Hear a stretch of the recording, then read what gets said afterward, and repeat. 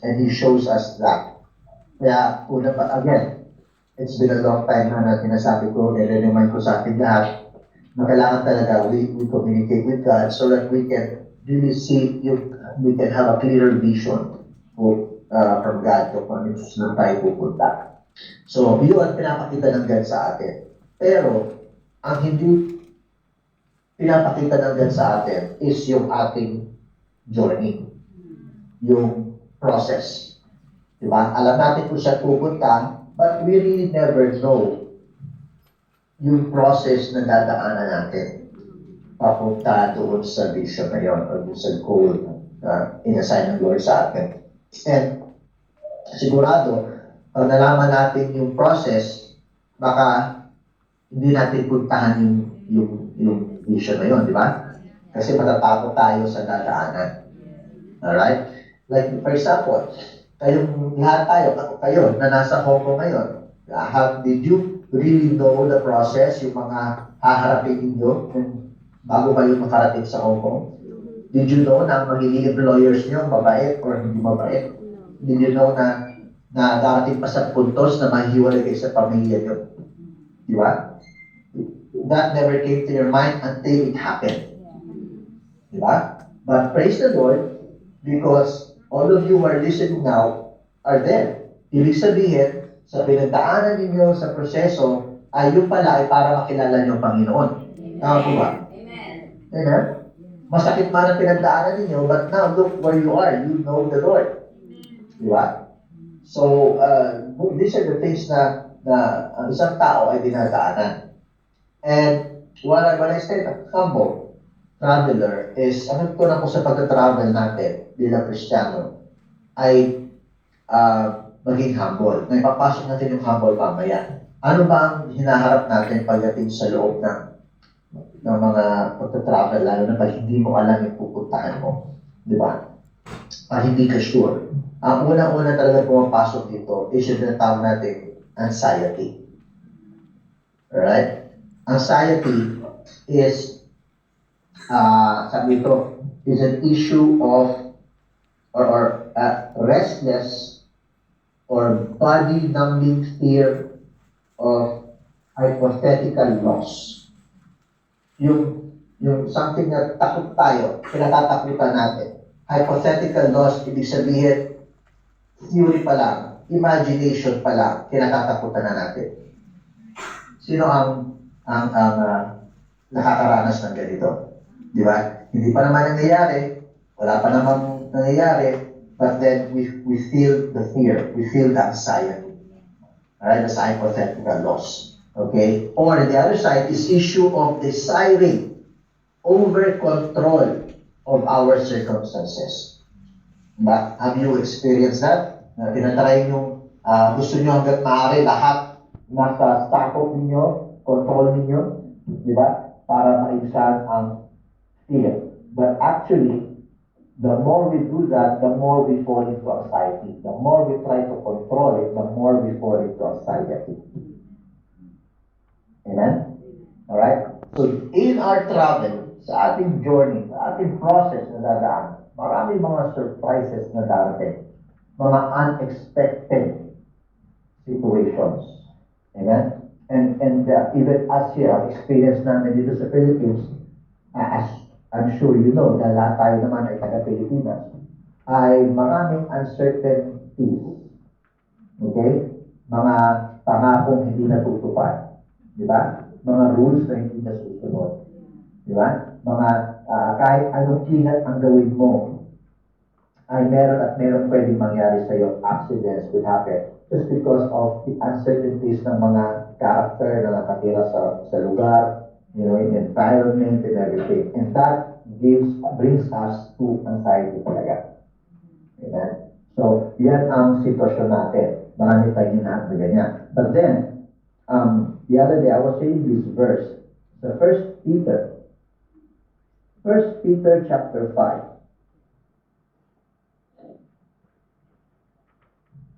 1 Peter chapter 5, verse 6 to 7. Sabi dyan, humble yourselves, therefore, under God's mighty hand. Alright? that He may lift you up in due time.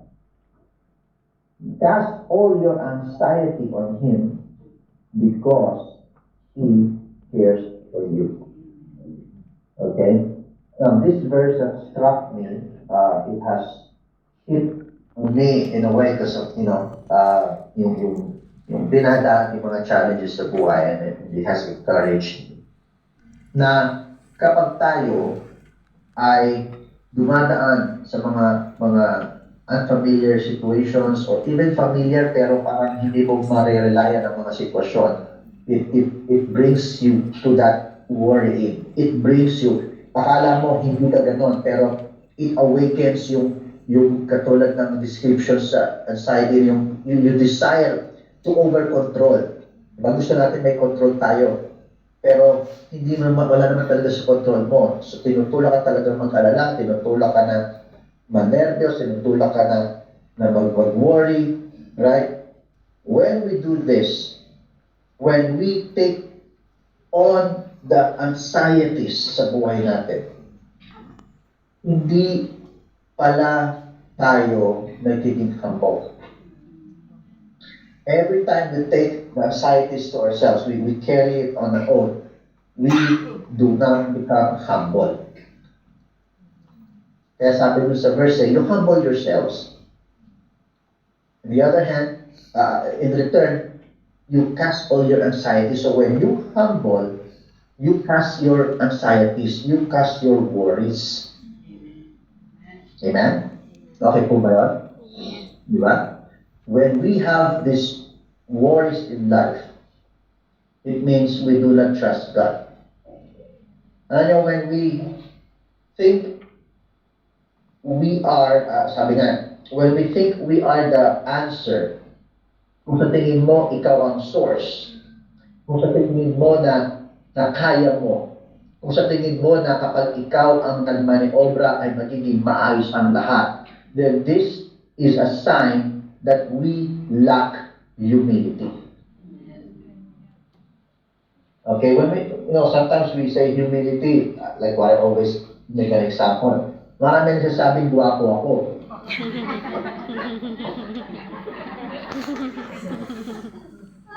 Bakit ka matawa? Diba? Akala natin, ang pag-reject niyan ay yun yung humble. Yung pag sinabi, uy, ang ayaman mo pala, hindi. Akala mo yun ang humbleness. Now, it has nothing to do with that. It's just like being plastic, being pretending. Diba? Ang totoong humbleness is when we know how to cast our anxieties on to God. Amen? Kaya nyo bang iwaksi o ibigay ang ating mga anxiety sa Panginoon? Amen. Can you consider yourself as a humble traveler? Can you consider yourself as a humble servant? Yung sabi nila, pag servant ka, humble ka. No, you can serve but still worry. You can play the instrument right now, you can sing, you can lay your hands on the sick, but yet you worry. You can encourage a brother, you can encourage a sister, you can hug them, you can let them feel your love, but still you cannot trust God sa sitwasyon sa buhay mo. So we have to be servants, but we also have to be humble. Because God cannot move unless we humble ourselves to Him. Amen? So every time we lack humility, every time we take on yung anxiety sa buhay natin, we are like saying to God, Lord, I'm going to handle this. I'm going to handle this by worrying about it. Lord, I'm going to handle this by thinking about it. Lord, I'll take care of it by trusting somebody else. Lord, I'll take care of this by using all my knowledge in this situation. Then you lack humility. Amen? Kaya sabi, humble yourself therefore under God's mighty hands so that pagdating ng tamang panahon, He will lift you up. Amen? Meron kasing tamang panahon but we become impatient. Diba? So, we have to really learn to entrust God yung buhay natin so that we can experience. It's not easy, di ba? Hindi ganun kadali na sabi dito na ma-practice yung letting go. Di ba? Kasi yung definition, when I looked at the definition of anxiety, yung desiring of issue ng desiring over control of our circumstances. Can you control your circumstances? Can you control what will happen tomorrow? Diba? You can plan a picnic for tomorrow, but then bukas umulan. Amen? You can practice, you can practice your performance today, but yet tomorrow, nag-practice ka mag-gitara today, but then tomorrow, putol-putol pala yung string. Things could happen, wala sa control mo. Amen? Yes, we plan, yes, we try to do what we can, but without that fear, without that worry. Because what should be in our mind is, Lord, I will entrust myself with you. Amen? Meron ako narinig, sabi, bakit yung sinasabi yung word na good? Alright, good. Sabi, ang sagot kasi ng isang guy parate is good. Halimbawa, nagpapasa dyan yan. Good. Ay, nagkaroon ng problema sa company. That's good. Nagkaroon na nito, that's good. Bakit good? Bakit good ang sagot mo? Because from there, you can learn. Because from there, you learn new things. Because from there, so, hindi ka natatakot. You learn to just trust God. Na sa bawat sitwasyon, whether you have planned it, at hindi maganda nangyari, you know it because you trust Him na ang Lord may gagawin maganda. May gagawin something else. May gagawin something na hindi mo iniisip. Diba? Di ba mas maganda yun? Ano ang mas gusto ninyo? Yung parating, yung height ng feeling na lahat ng ginawa nyo successful? Or despite of the things na nangyayari sa paligid, kahit out of your control na, God is still doing something. Amen. Diba? May ginagawa mula kay the Lord. So that is humbling. Okay? I'm not saying na huwag kayo magpaplano. Just do what you should do. If you're a student studying, if you're an OFW, you give your best, just like how Joseph did. He became a prisoner, he became a good prisoner. He became a servant, he became a good servant. But he does not fear. He does not try to control. He does not try to just like parang mag-alala sa tao. Naku, gagawin ko ito, paano ito, pag ganyan. Wala ganon. He just trusted God. Kaya kahit anong mangyari sa journey niya, ano nangyari? In due time, God lifted him up. Amen. Amen? Imagine, he was sold by his family. He became a servant, a slave. He became a prisoner. That's a journey. If you do not humble yourself, then he might have retaliated o nag-rebelde siya. Diba? Napakasakit nun. Sarili mong pamilya, diliso ka, and then you're giving your best, pagiging empleyado, and then frame up ka. Nakulong ka pa. But because he learned to trust God, that is humbling. Amen? Every time you humble yourself, you really taste that. Every time you trust God, every time you just surrender yourself to God, that is a humble position. Can you really say na, ay, may effort, naging governor si Joseph ng Egypt because he is skilled, because he is a graduate of political science, because he has a master's degree of whatever that degree is? No. Amen? Remember, napakaaga niya nawala sa kanyang pamilya. Siguro sa panahon natin ngayon, baka teenager pa lang siya. So, wala siyang nakuhang anything, a diploma or whatever that is. But he just learned to trust. He learned to humble himself in God. That's why in due time, in God's time, do we understand what's in God's time? Amen. It means not your time. Amen? Maybe in your plan, by the age of 30, by the age of 40, you have this, you have that. That's your time. But ang God's time, iba. Mas maganda. Amen? So, we should learn to humble ourselves kay God. And how do we humble ourselves? We surrender or we cast our anxieties on Him. Let go of that desiring na may control ka. Let go of that yung pagiging restless because you don't have that control sa certain situation. Amen? You have to learn to give to God. You have to learn to humble yourself so that we can experience Him freely. You know, sa isang mag-asawa, it's not about the husband is so matalino kaya ang ganda ng pamilya or the wife is so magaling kaya it's not about that. It's about them becoming one. Nagpasakop ang bawat isa sa bawat isa. Their love has saturated them. Alright, because of that, nagkaroon ng isang great, healthy relationship. Amen. Now, if you will always think na, Lord, I can do my stuff. Lord, I can do this. Lord, I can do that. Then walang isa. Kaya wala nangyayari magandang resulta sa relationship natin sa Panginoon. Amen. And you know what I've learned? To have this connection with God, to build that relationship. Of course, aside sa salita ng Diyos, aside sa coming to church, it's talagang having that prayer life. Nananalangin po ba tayo? Amen. Diba?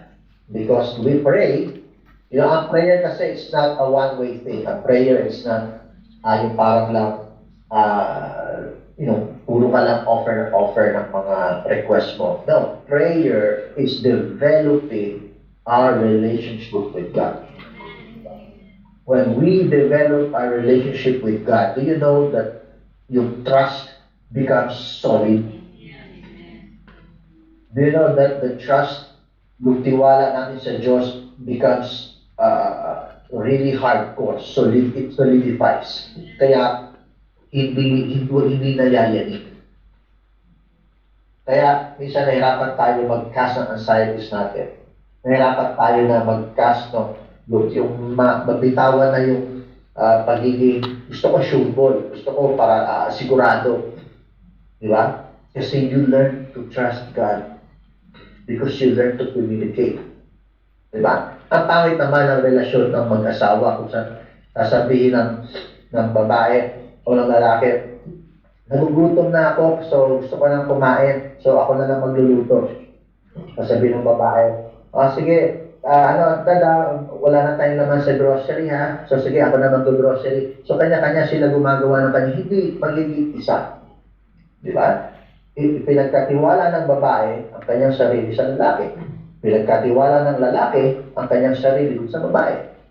How does that happen? In a wider picture, pag ang lalaki kampante kasi alam niya pag uwi niya, hindi niya kailangan mag-alala kung may pagkain o wala. Maayos ba ang bata o hindi? Kasi alam niya pag doon, may lutong bahay, may lutong malinis ang bahay, di ba? On the other side naman, ang babae, ganun din. Di ba? Dahil nagtiwala siya, sinuko niya yung pagiging single niya na hindi na siya may control. She learned to trust herself sa kanyang husband, that she doesn't have to worry about how to make money or how to provide or how to protect myself. Kasi she trusted that her husband would do that for her. Kaya merong unity. Tama? And again, at the end of that, there is lifting up. The family becomes healthy. The relationship becomes healthy. You become a good testimony. You touch many lives. So same thing natin. We want to have a good relationship with God. You connect with God. When we learn, when we really have that trust, connect natin yung relationship natin sa Panginoon, then we learn to let go. Kaya ang prayer natin, huwag na natin gawin parang, ang prayer kasi akala natin is just like talking. It doesn't work that way. Ang prayer is like, it's like merong struggle. Struggle na hindi yung ayaw ko mag-pray or gusto ko mag-pray. When you say struggle, it's, talagang merong communication. Meron talagang, you will not stop until you get the point, Lord. Or you will not stop until you get what God is trying to tell you. That kind of prayer. Amen? Huwag natin gawin parang religion.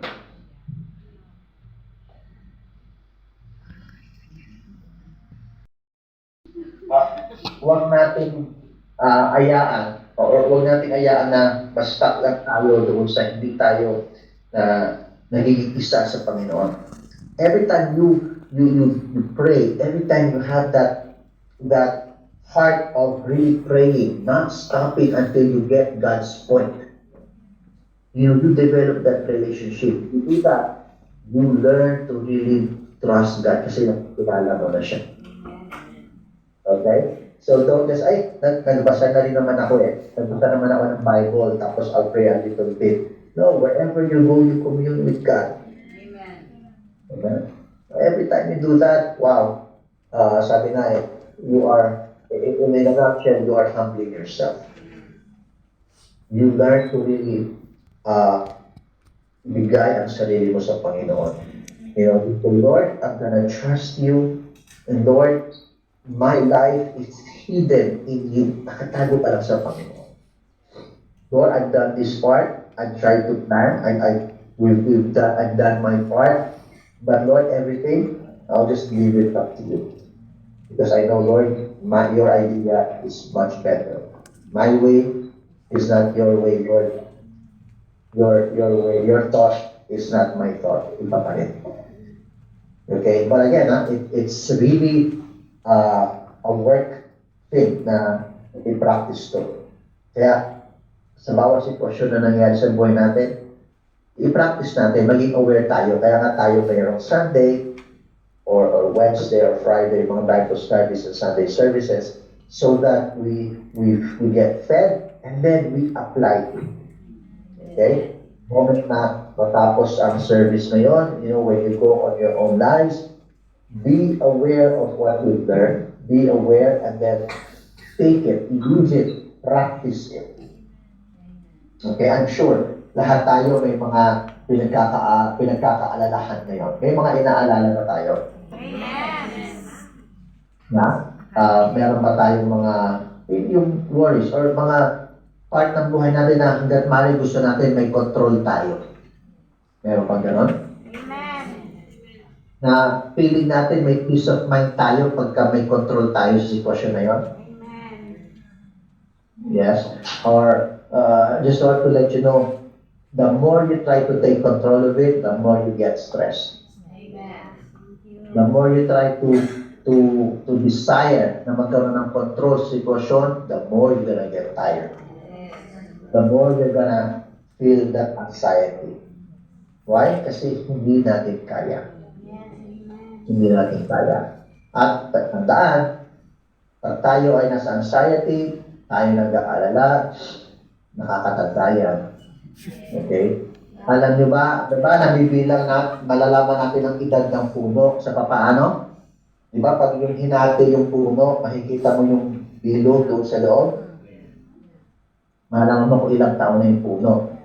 Sa atin din, malalaman natin kung ang tao ay lalabas sa appearance, kung ilan na yung wrinkles na lumalabas sa mata, ilan na yung wrinkles na lumalabas dyan, gano'n na yung ugat mo. So kahit 20 years old ka, kung pinapasan mo ang mundo sa buhay mo, pwede magmukha ka pa rin, matanda, sa mga wrinkles mo.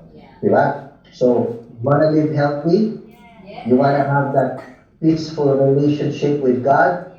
You want to experience yung sinasabi ng Lord that in that due time, I will lift you up. Well, cast your anxieties to God. Amen. And humble yourselves. Amen? Amen? And I'm sure Kaya-kaya niyan dahil kayo ay nananalangin parati. Amen? Anong oras ba kayo nananalangin sa araw-araw? Sa isang araw, anong oras yung panalangin nyo? Anong oras kayo nyo? Yan. Maganda yun. Umaga. So, umaga lang. Before sleep. Maganda araw-araw. Oras-oras. Hindi naman kailangan hihinto ka eh. Diba? Sabi habang tayo ay nagluluto, nagwawalis, naglalakad, sasakay ng MTR, nagkipag-away, joke lang. Pero in everything we do, sabi nga, we always pray to God. Amen? Kaya mararamdaman niyo. Diba? Additional lang. Kaya nga tinatawag ng word na regarding lang, no? Connection lang. Parati kayong magkausap. Do you know, ito para sa mga OFW, sa mga malalayo, sa kanilang mga asawa.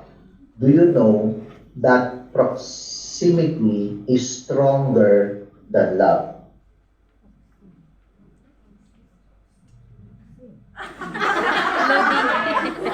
Now, what do I mean by proximity is stronger than love? Yes, you love your husband, tama? Or your wife, tama?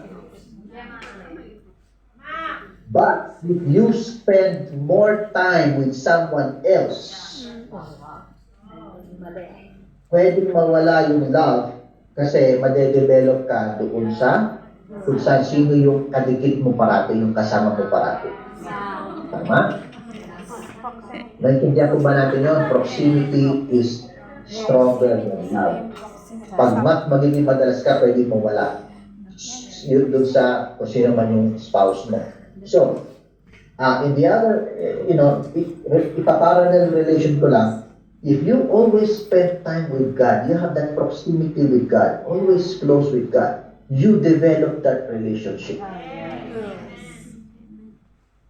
If you spend time with worries, if you spend time with your, yung mga nangyayari sa paligid, wala ka namang control, you develop a relationship with that, at ang binibigay sa iyo, stress. But if you have this proximity with God, you always pray, Lord, kahit anong i-ano mo kay Lord, di ba? Ang mag-asawa, ang pinag-uusapan niyo ba mag-asawa parati ay parating business, parating tungkol sa bahay, tungkol sa bayarin. Hindi naman eh. Sometimes nagbibiroan kayo eh. Di ba? You do that with God. Di ba? Sometimes may nangyayaring mga nakakatawa sa buhay mo. Make humor with God. Lord naman eh, sabi mo, guwapo. Diba? Sabi mo, by age ganito. Right? You communicate with God. You develop na yung proximity. Alright? On the other side naman, kayong mga may relationship dyan, dahil malayo kayo sa inyong mga spouses, sa mga OFWs, proximity, avoid nyo yung ganyan. Diba? Kasi it will develop at baka masira pa ang inyong pamilya. Amen? Okay, so kaya mga kapatid, again, thank you for this time and I pray that you've gotten something. I pray that you will become a humble traveler because God wants you to reach the destination, but also God wants you in your journey to learn to trust Him. Amen? God is good po. And again, I just declare blessings sa inyong lahat. And then all your desires ay bibigay ng Panginoon according to His will. And I know that God is going to bless your family. You don't have to worry about your family in the Philippines because they are under God's hand. They are in God's control.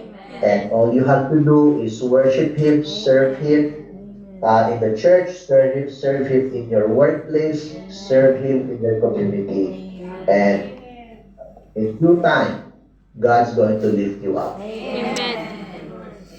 God bless po. And that's it. Thank you. God bless. Welcome.